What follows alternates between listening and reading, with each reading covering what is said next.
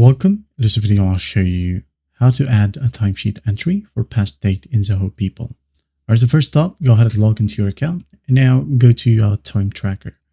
Click on it, and then once done, you'll be landed to time logs. Okay, so what you'll do is just go ahead and filter this out if you want to, and just find the specific entry that you would like to customize. Okay, now to do that, go ahead and go to the top right, and we have the log time right here and the drop down.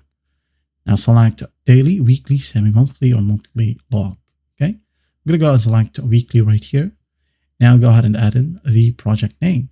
All right, as you can see here, as per recording, it is now November 14, and we have here November 10, November 11, depending on how your organization set this up.